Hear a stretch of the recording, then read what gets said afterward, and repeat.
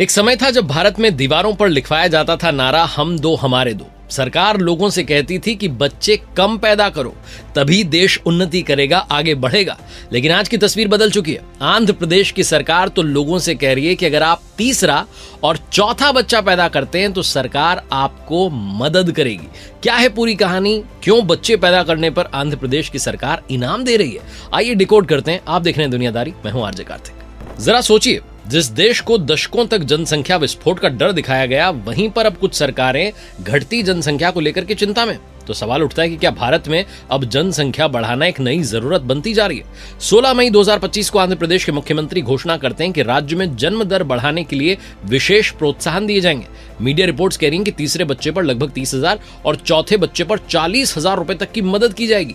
इसके साथ maternity support, nutrition और एजुकेशन इंसेंटिव्स जैसे कदमों पर भी बात हुई है। ये सिर्फ पैसे देने की योजना नहीं है, बल्कि ये संकेत है कि सरकार को भविष्य की डेमोग्राफिक चैलेंज जो है अभी से दिख रही है। अब समझते हैं कि ये चिंता आखिर है क्या। किसी भी देश या राज्य की पॉपुलेशन को लंबे समय तक स्टेबल बनाए रखने के लिए टोटल फर्टिलिटी रेट यानी TFR लगभग 2.1 होना चाहिए। मतलब औसतन हर महिला लगभग 2 बच्चों को जन्म दे।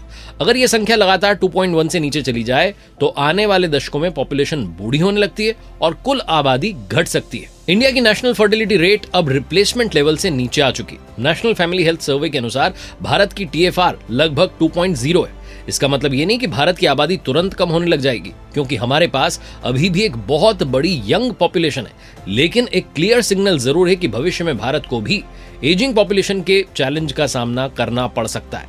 आंध्र प्रदेश जैसे कई साउथ इंडियन स्टेट्स में गिरावट और तेजी से आ रही है। केरलम, तमिलनाडु, कर्नाटका और आंध्र प्रदेश में TFR काफी समय से रिप्लेसमेंट लेवल से नीचे चली गई। मतलब आने वाले समय में इन राज्यों में काम करने वाली जो यंग पॉपुलेशन है वो कम हो सकती है और बुजुर्गों की संख्या तेजी से बढ़ सकती है। अगर आपको लगता है कि ये सिर्फ भारत की समस्या है, तो दुनिया के कई डेवलप्ड कंट्रीज इससे पहले ही जूझ रहे हैं। लाखों घर खाली पड़े हैं और एल्डरली पॉपुलेशन बहुत तेजी से बढ़ रही है। फर्टिलिटी रेट जो है दुनिया में सबसे कम स्तरों में रह रही है।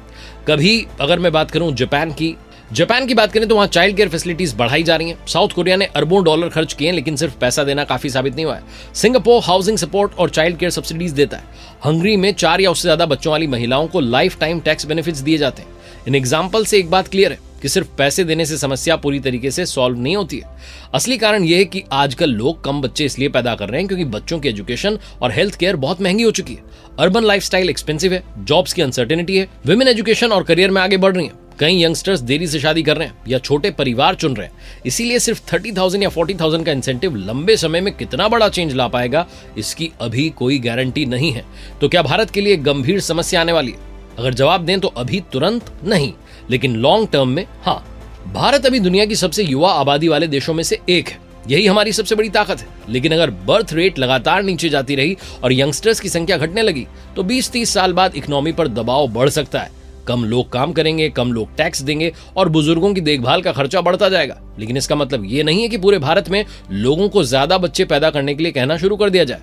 भारत बहुत डाइवर्स कंट्री है। बिहार और उत्तर प्रदेश जैसे राज्यों में बर्थ रेट अभी भी नेशनल एवरेज से ज्यादा है, जबकि साउथ इंडिया के कई स्टेट्स में काफी कम है। इसलिए पूरे देश के लिए एक जैसी पॉलिसी प्रैक्टिकल नहीं होगी।